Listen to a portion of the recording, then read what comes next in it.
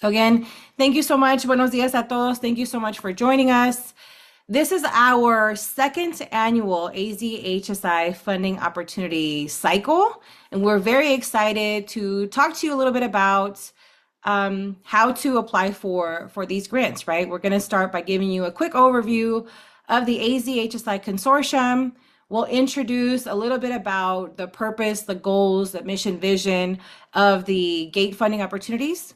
We'll give you an overview of the two different tracks that you can apply for, give you a rundown of who can apply, some of those requirements, and then do a quick Q&A if we have time towards the end.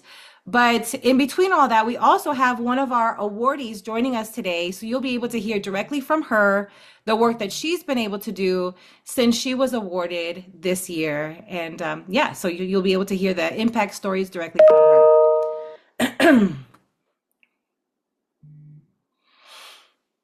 So I want to start off by introducing you to the AZ HSI Consortium co-founders, Dr. Marla Franco and Dr. Ray Rivera.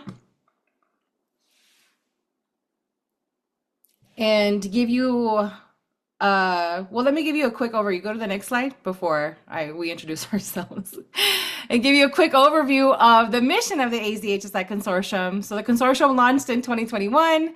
And it seeks to strengthen the individual and collective capacity of Arizona HSIs to intentionally support the conditions necessary for student success within the context of our wonderful state of Arizona. So go back to the other slide. And the other one, Paulette, so we can introduce ourselves. So my name is Dr. Mara Noemi Lopez. I'm the HSI Research Center Director at the University of Arizona, and I'm given the charge to lead many of our AZ HSI Consortium initiatives, one of which is this AZ HSI GATE funding opportunity. So as you navigate any questions or even through your application process, if you have questions, I'll be the one to help field those for you. Paulette? Hi everyone. Good. I hope everyone is having a great morning. My name is Paula Nevares. I am the Graduate Student Associate for the Arizona HSI Consortium. I help the consortium with a lot of logistics, meetings, committees.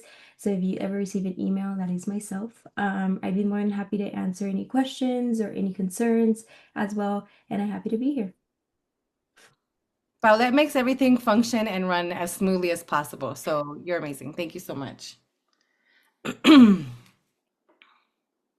So again, going back to the consortium, the purpose of the consortium is to really strengthen and develop the community of practice to engage in professional development across the state and even beyond.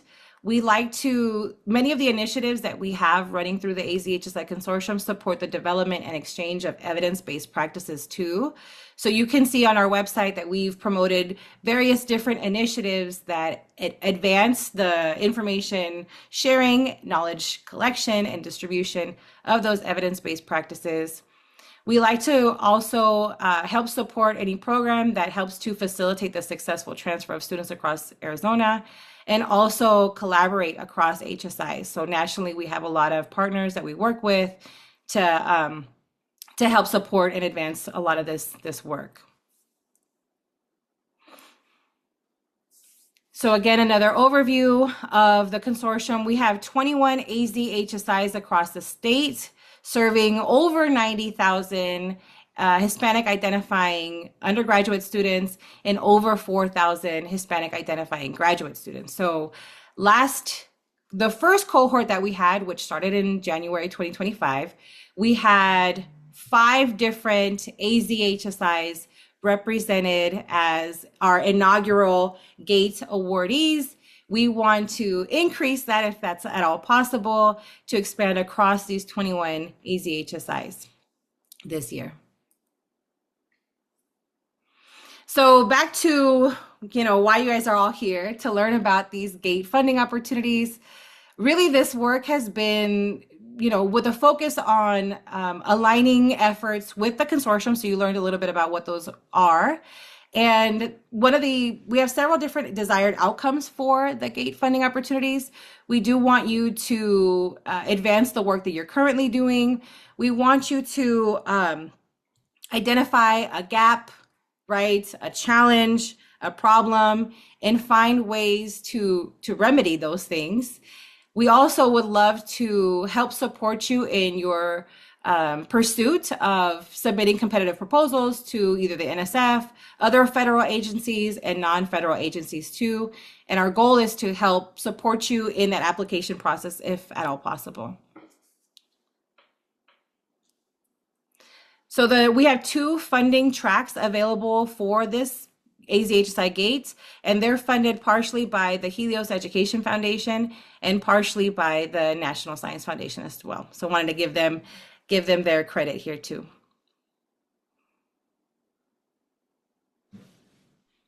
Now go ahead and take it from here. For the awards, the consortium will be awarding up to five track one awards of $20,000 and up to four track two awards of $25,000. The performance period, like the grant timeline, will be from February 1st, 2026 to January 31st, 2027. And also some of the goals of GATE are to support teams in identifying and understanding factors contributing to positive student outcomes, stimulating new knowledge and data-informed insights, focus on strengthening institutional capacity to better serve students, accelerate solution seeking across Arizona HSIs, cataloging, highlighting, and disseminating a growing knowledge of evidence-based actions producing positive outcomes at Arizona HSIs. So if you already have a program or initiative established, or if you're thinking about establishing a program or initiative to better serve students and produce positive student outcomes, this is a great seed grant to kind of get the ball rolling into, as mentioned, getting ready to apply to NSF, the federal grants, and non-federal grants as well. And just an overview of tracks, we do have a STEM and a non-STEM track. So track one will support projects at Arizona HSIs that identify barriers to and within higher education for learners, engage in institutional problem solving, implement solutions that support learner success, and document how change at Arizona HSIs was implemented. So this is the award that we will be awarding up to five $20,000 awards, and the source of this funding will be the Helios Education Foundation as well. And for track two, this is our STEM. The purpose will be awards will support projects at Arizona HSIs that stimulate and support change and research that enriches our understanding of effective STEM practices at HSIs. This is the funding that we will be awarding up to four $25,000 awards, and the source of this will be the National Science Foundation. And now that you've heard about our tracks and the goals, we'd love to introduce one of our inaugural awardees, Charmaine Chittister, and she'll be talking a little bit more about her project and just her application process as well. Charmaine. Thank you. I'm going to get my screen up here.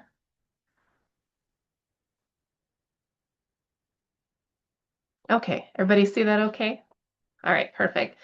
Thank you. Thank you so much for this opportunity. Like Paulette said, my name is Charmaine Chittister. I'm the Director of Grants at Eastern Arizona College. If you don't know where we're at, we're in the southeastern corner of the state, about 3 hours from Phoenix, 2 hours from Tucson.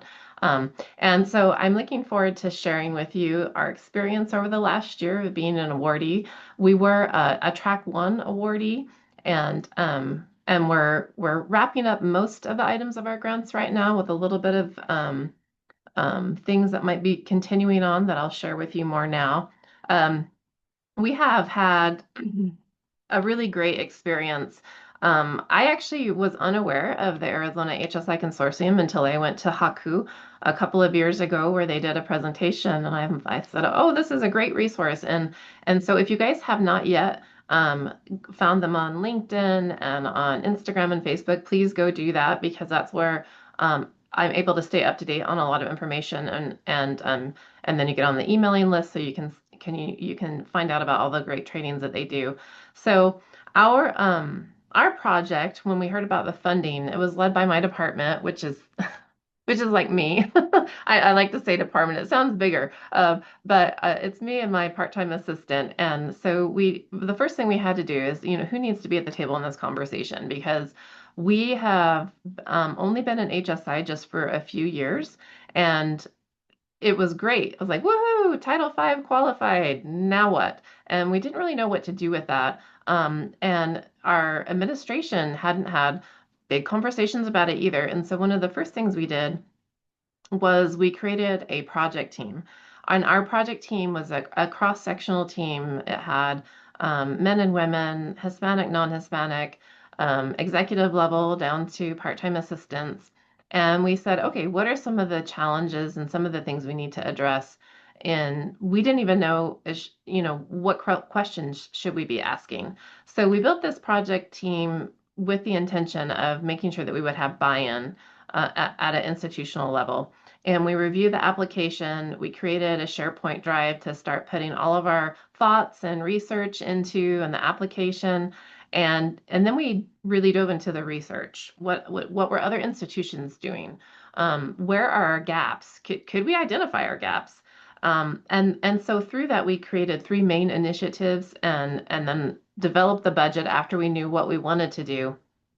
One of the things I would definitely encourage you, even though it is, I believe it's optional on the application process, is the additional documentation documents that you can send for the support of your grant is going to be contingent upon other people getting their stuff done. So that's always a priority for me. If you're going to get a request to somebody and they need to get something back to you, now's the time to do it. If you have enough information of what you want to do with your grant application, go ahead and get that information and ask for letters of support from your administration, from departments, from community partners. And then also, if you are having a team work on this, getting the CVs or the resumes from that team would be a good thing to start doing right now. So through our discussions, we created our grant. We called it ABLA, Hispanic Advancement and Belonging Through Learning and Action. And you can see there with the mission statement that it really was about starting some important conversations and identifying where our problems were, where our gaps were, and involving students in that process. And so through our three initiatives, we set up a project team, which was, the team that was making the application and would be executing most of the activities. Our focus group, well, we had a community focus group, a student focus group. It was interesting because at first it was combined and then we decided to separate it and then we kind of put it back together. And then our task force was the project team in addition with other EAC employees that would have the departments or the power to implement the things that we wanted to do with the outcome of the grant. And then our second initiative was being able to send employees to some professional development conferences and also creating a repository, a SharePoint that allowed any employee to come in and learn about resources and studies that could help show how not just Hispanic students, but first-gen students in general could have extra support in our setting. And then our last focus was our new ESL program. We'd only had it this last year, and we wanted to, well, we recognize the importance of the ESL program. I call it a gateway class, right? It's where a lot of people might come back to education or start their higher education once they learn how to register as a student and they navigate and they become more comfortable with their language, with the English language. And so we wanted to figure out how to really engage our community and our population in our ESL courses. So what did we do when we learned we were awarded? Well, of course, the first thing we did is we celebrated because even as a micro grant, we knew that this could have big impact on our institution. And then now what? Well, we got our project team together. We created duties. We delegated everything that we needed to do. We made a timeline. We got our budget set up with fiscal. We incorporated institutional research. They were already on the project team, but we brought them in a larger capacity now that we knew that we had the grant. We talked about some things we wanted to look at with our data, things that we would want to track throughout the grant. And then we took advantage of all of the professional development opportunities that the consortium had to offer throughout the year. The webinars, not just with the consortium, but with the other entities like HAKU. I'm throwing HAKU around as if you all know that. Hispanic Association of Colleges and Universities. If you're not familiar with HAKU, it is a membership organization, and you might need to find out if you're institution has a membership, and if they don't, you might want to maybe suggest that they look into it because they also have a lot of great training opportunities. One of the main goals, of course, with seed funding is to keep that long game in mind. How are we going to use this to look for other opportunities? For us, our eye was on the Title V grant, and that was always in the back of our head. And we felt really excited that we had initiated our research to prepare for that grant when it opened. Um, I think most of you probably know that grant got taken away and is not, at least for the foreseeable future, going to be funded. We did put forth an application though, and the work of getting the application had so much more meaning and significance because we had already started with our gate funding, and I'm not 100% sure we would have been in a position to have applied if we hadn't had started these conversations. So it was still a great learning opportunity, even though that grant didn't come to fruition. So where did the money go? We had two faculty members who had never been PIs before, that came in. It was a great learning opportunity for them to understand how the grants world works and how to champion initiatives. We hired an ESL tutor to go to our ESL classes and work with the students directly one-on-one, in addition to our amazing faculty members. And we had a bilingual marketing campaign that we use primarily with social media to help our community understand that we have these ESL classes. And we had a couple of employees just attend Haku just a few weeks ago. And we also gave $25 meal cards meal cards or bookstore cards to our students who participated in our focus group as just a little thank you for them taking the time to meet with us. And our ESL tuition waivers, I'm going to get back to that in just a second. Oh, and so you can see an example here of one of our marketing campaign items, but below, this was just actually a couple of weeks ago. This was at our Hispanic Heritage. We have a Hispanic Heritage Foundation here in Graham and Greenlee County, and they did a car show. And so this is Todd Terrafin, one of our PIs, and myself, and our ESL teacher was also there. She's the one taking the picture. And we were there with our flyers about ESL, and our Day of the Dead was coming up that very next Monday, I think it was Tuesday. And so we had representation at the car show just to remind everybody that EAC is here to support them.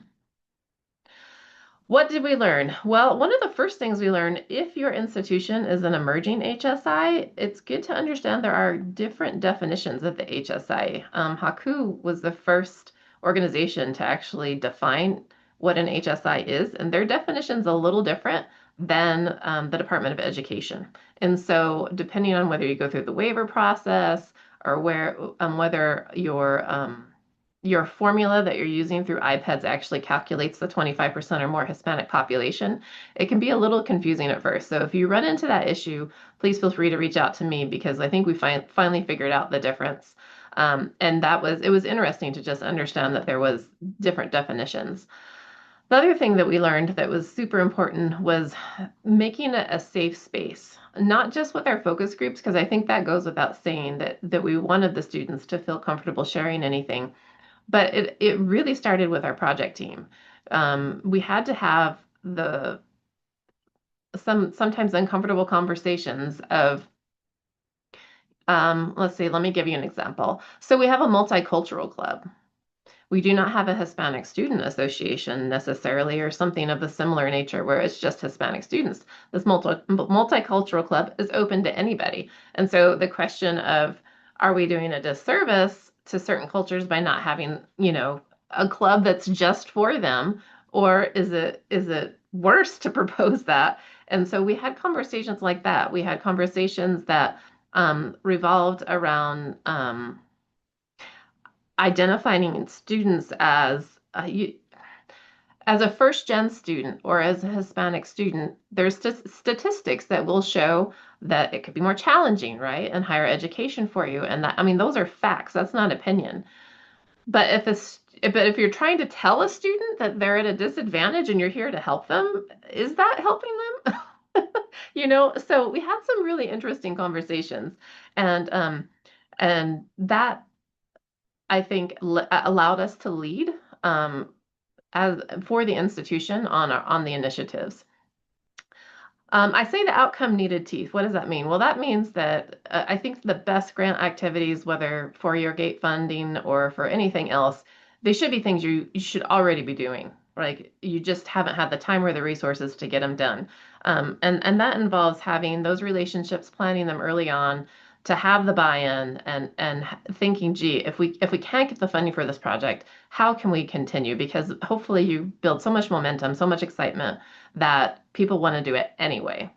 And then I also would say I use the grant as an excuse to have powerful conversations like the ones we just talked about.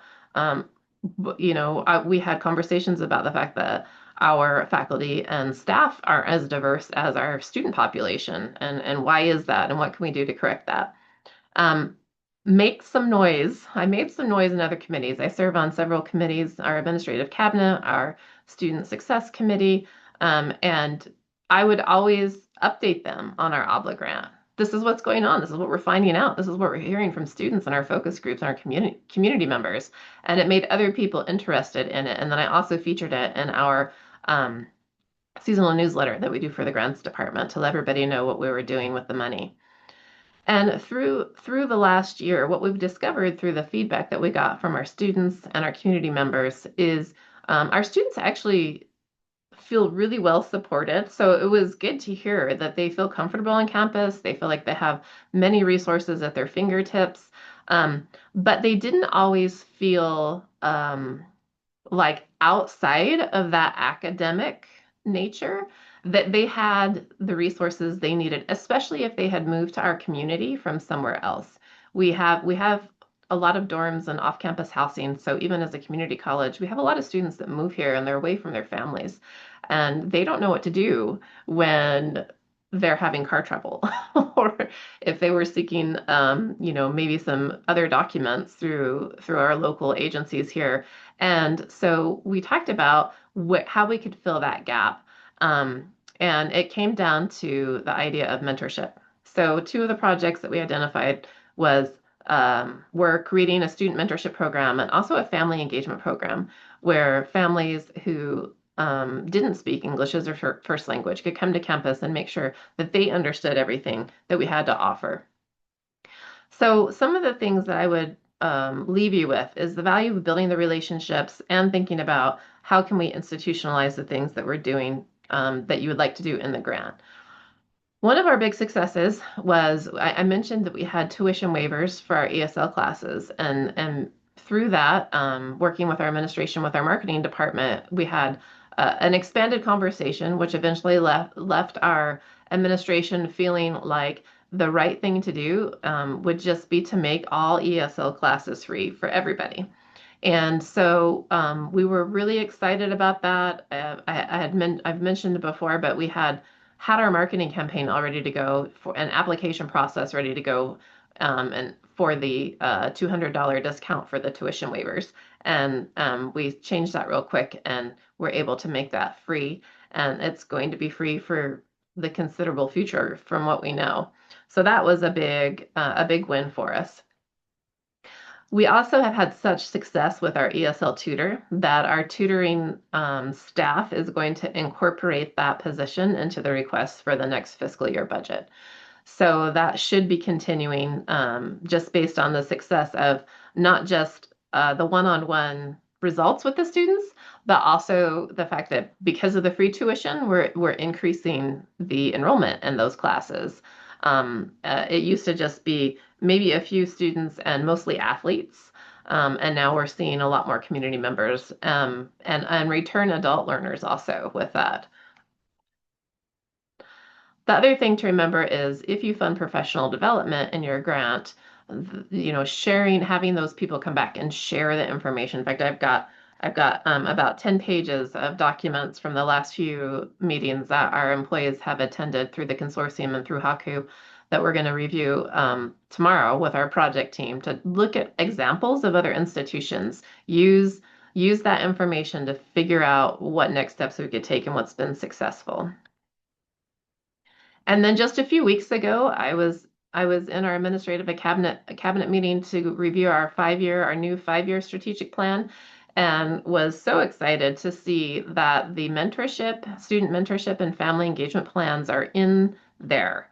So our administration has heard us. They understand that these are programs that can help our students be successful, especially when we're looking at retention, persistence, and four-year transfer rates, which we struggle a little bit with our four-year transfer rates. So we're really looking to find ways that we can help students see that long view.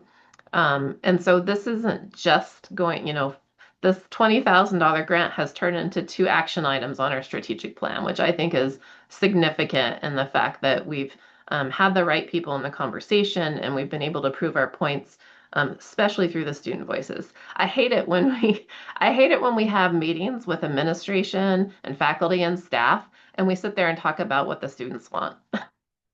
We need to have the students at the table. I mean, unless we have some kind of survey data where we're bringing the student's voice into the meeting, I would highly encourage you to involve your students in things where it's fitting. And then, of course, we're still going to be seeking funding to initiate these projects now that we know that they're what we want to do. And the last thought I want to leave with you is that you're not alone. One of the things that's great about the Arizona HSI Consortium is that you have this whole team. I can reach out to Mara. I can reach out to Dr. Dr. Franco if we need to, maybe we have a vendor that we're thinking of or about bringing on campus. We just have resources as a state because of the consortium that we can tap into, so we're not recreating the wheel. We can learn from other institutions, and that's definitely of value beyond the grant amount.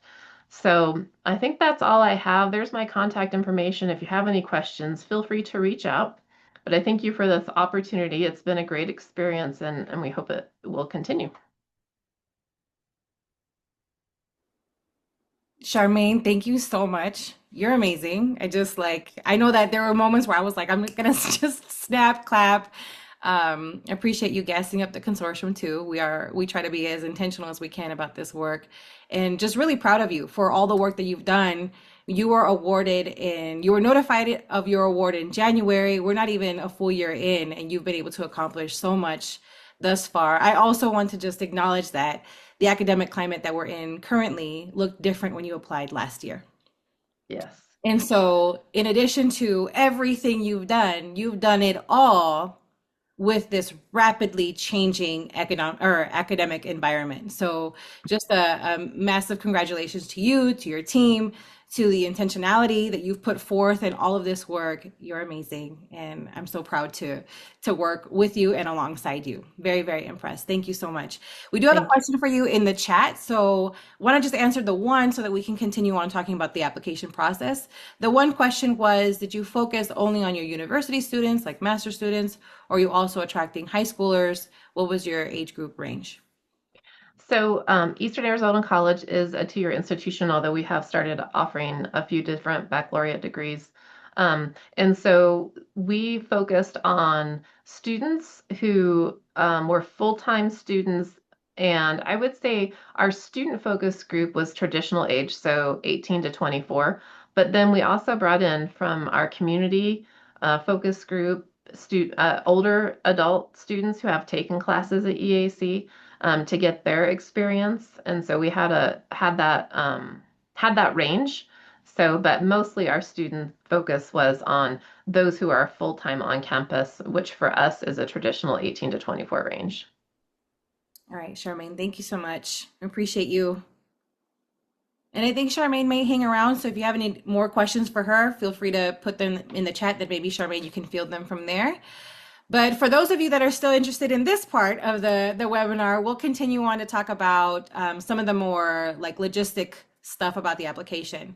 So who can apply? It could really be anyone from administrators, researchers, or faculty that really express in their application their innovative thinking, share their evidence-based practices for the work that they want to continue to amplify, elevate, and promote, and an understanding of student success within the context of HSI. So as Charmaine expressed, she was really intentional about understanding who her student demographic was and the context that they were navigating. So you want to make sure to impress upon that and put that into your proposal. The other thing is that all applicants must present the feasibility of fulfilling the scope of work. We love as grant writers to be very aspirational, and we want to, bring down the moon, the sun, and the stars and everything, but we really want you to be intentional. This is a 1-year seed grant cycle. So really think about how you present the work that you want to do, how you separate that out, and really attend to the feasibility of this work. Charmaine has been able to do so much in so little time. And I think the other thing that I want to acknowledge is how she was able to do that, and you kind of advancing the community of practice concept too, right? She talked a lot about relationship building, how she worked with these people and this person and this demographic and this department. None of this work is done in isolation. This is all done in community. So while you think about the feasibility of fulfilling your scope of work, think about who you'll work with and alongside to do that too. So Paulette's going to be putting in some links to the application. We have all this information on our website, on our social media. You can apply using the link that we have in there, the link that Paulette will put in the chat right now. But this will kind of give you the breakdown of what you'll need. When we created this application process last year, we also really wanted to be intentional. Many of us that worked on the development of this launch, this application process, have applied for grants before, and we know how cumbersome that process can be. So we did our very best to be mindful of the application process, the people that might apply, and leave it also open to first-time PIs. Right? If this is your first time applying for seed grant funding, we wanted to make this as accessible as possible, and also avail ourselves for questions, to field questions along that journey. So these are some of the components. When we talk about principal investigator or co-investigator, we're talking about like who's leading this work and who's helping the lead of this work. Just kind of general information there. The proposal abstract is, again, pretty accessible. It's a 200-word summary and some key phrases to go with that. So this is where kind of like the meat and potatoes is, right? This is the proposal narrative. It is limited to 5 pages, double spaced. And the narrative should include a brief description and objectives of this work, how you're identifying the gap and the challenge is really, really important, right? Where is the gap? How are you attending to it? What's the problem? What are you attending to?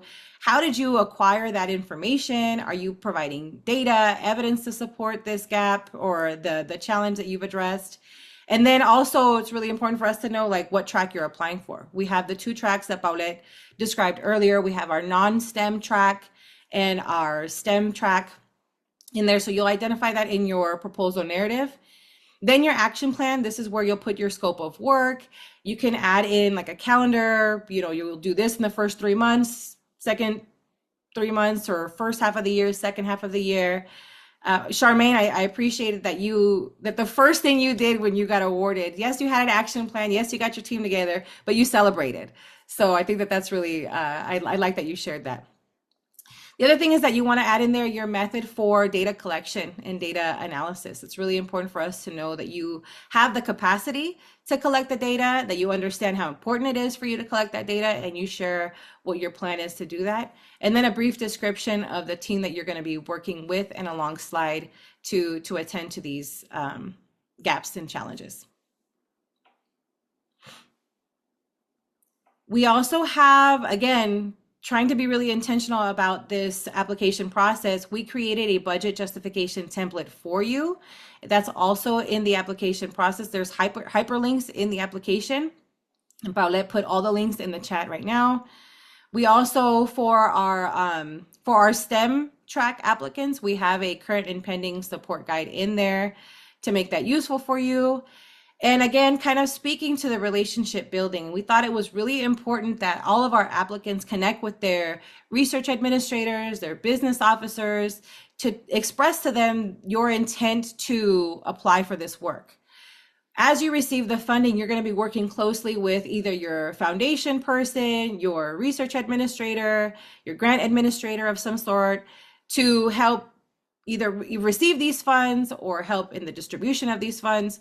So making that connection now is really important, that you start to kind of inform them the type of funding that you're going to be receiving, maybe why, and that if and when you are awarded, that they'll be the point person that we'll connect with as we work on distributing these funds to you. So think about who that is and start making those connections with them now if you don't have them. We put a template in there for you that they will need to read, review, and then that they'll sign and you'll submit with your application.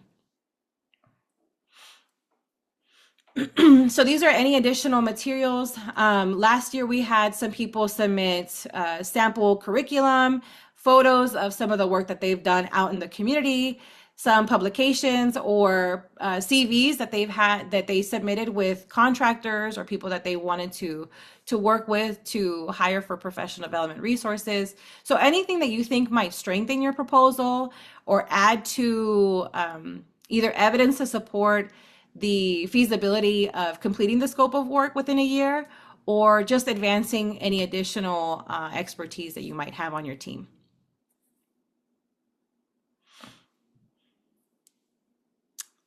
So again, Charmaine shared some of the ways that she spent down some of the funds that she received. This is how some of the funds have been utilized for some of our other grants. They've been able to hire some research technical staff. Some people have been able to hire data analysts part-time to review some of their data. People have spent some money on marketing materials or a marketing assistant to create their infographics to share their work, some domestic travel for professional development too, and then other specialized equipment pertaining specifically to the project.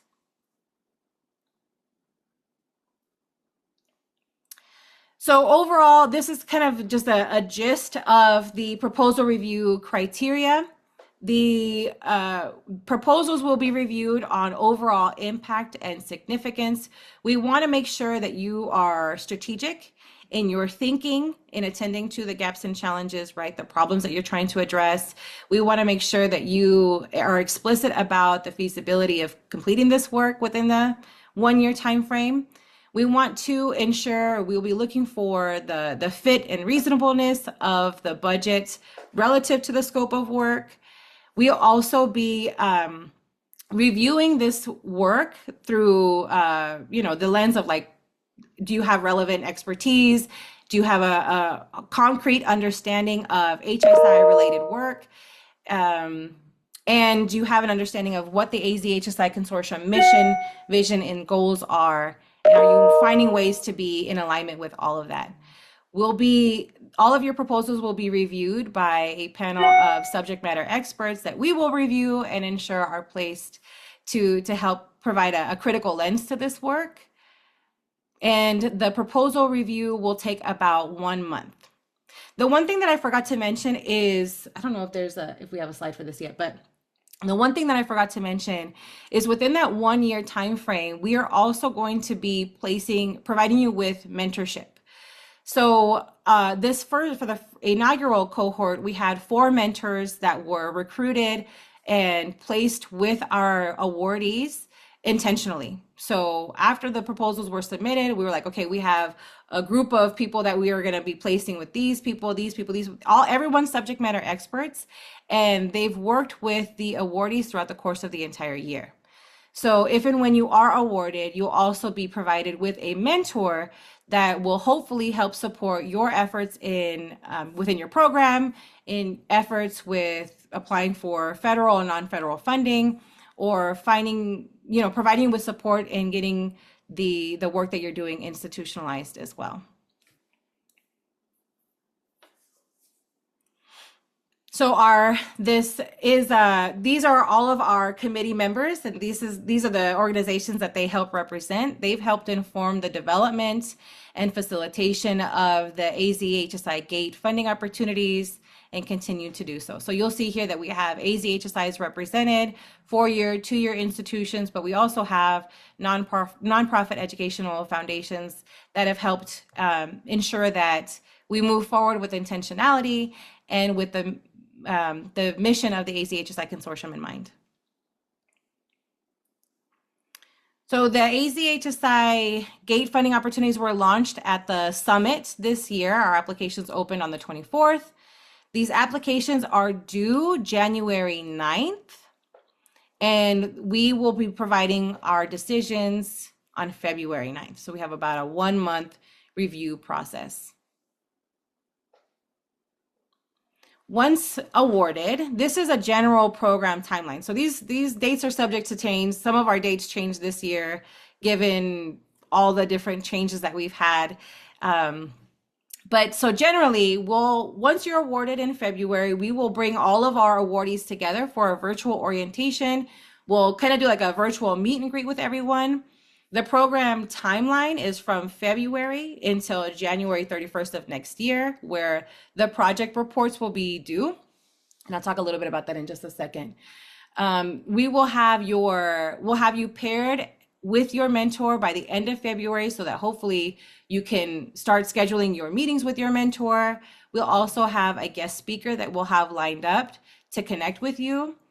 In July, we'll have like our mid-year convening where we'll provide everyone with updates. We'll celebrate, maybe commiserate, maybe share ideas, tips, tools, and tricks to continue to advance this work. We'll have another group convening in November of next year, and then the program concludes end of January. So the final reports would be due at the end of the program, a month after the end of the program timeline.